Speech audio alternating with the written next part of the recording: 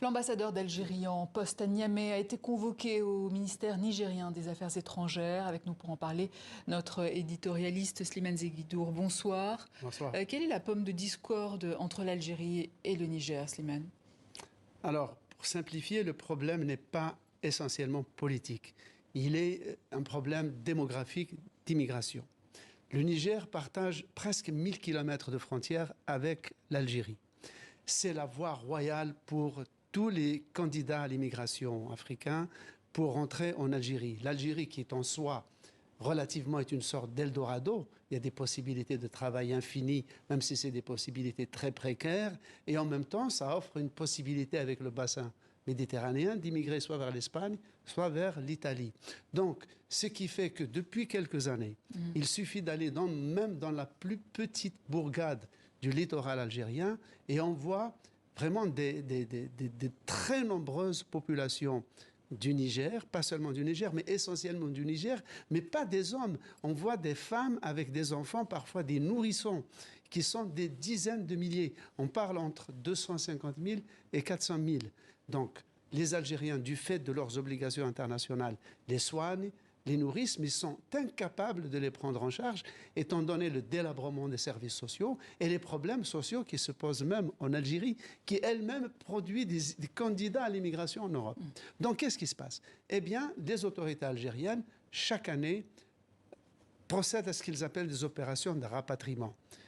Par exemple, en 2023, ils ont expulsé 2000 Nigérians, femmes et enfants, ils les transportent dans des camions, les déposent juste après la frontière du Niger et les livrent à eux-mêmes. Donc, il y a des groupes de l'ONU, des ONG qui viennent les nourrir, mais ni le gouvernement du Niger, ni le gouvernement algérien ne se sont mis d'accord sur une logistique pour ramener ces braves gens dans leur foyer. Du coup, le gouvernement nigérien proteste contre le gouvernement algérien en l'accusant de traiter violemment sans considération pour leur dignité. Ce qui doit être vrai, parce que l'administration, les administrations locales, effectivement, ne sont pas entraînées et formées pour traiter avec le plus de doigté possible des candidats qu'ils doivent rapatrier chez eux. Et par ce rappel de l'ambassadeur d'Algérie par Niamey, est-ce qu'on peut y voir là un signe d'émancipation du pouvoir nigérien?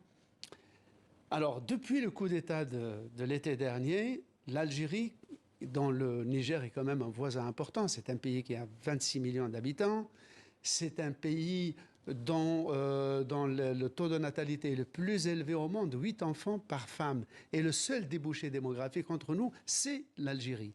Par exemple, on prend la ville d'Agadez, qui est tout à fait à l'extrême nord du Niger. Elle est à seulement 400 km de Tamanrasset, qui est la métropole du sud algérien, et elle est, tenez-vous bien, à 1200 km de Niamey, la capitale. Donc, naturellement, comme en plus c'est une population touareg, l'Algérie est la voie royale pour s'en sortir. Alors, du coup, depuis le coup d'État de l'année dernière, Alger, qui veille un peu à ce que la situation ne se détériore pas, parce que, regardez sur une carte, l'Algérie a des problèmes avec le Maroc, elle a des problèmes avec le Mali, elle a des problèmes avec la Libye, maintenant avec le Niger. Ça fait presque 3500 km de zones désertiques, incontrôlables, et avec des pays avec lesquels l'Algérie est à couteau tiré. Donc l'Algérie, pour essayer d'intervenir, faire du soft power, a proposé d'intervenir comme médiatrice pour débloquer la crise nigérienne. Le gouvernement du Niger a refusé. Il a rompu avec la France, qui est le premier donateur du pays. Il vient de demander aux Américains de vider les bases que les Américains ont à Agadez, et il y a un renforcement de la présence russe.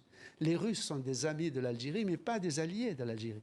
Car en Libye, par exemple, les Russes et Algériens ne soutiennent pas les mêmes partis. Donc tout cela crée un foyer qui est loin de s'éteindre, parce qu'il y a cette immigration, moi je l'ai vu dans le littoral algérien, qui est vraiment massive.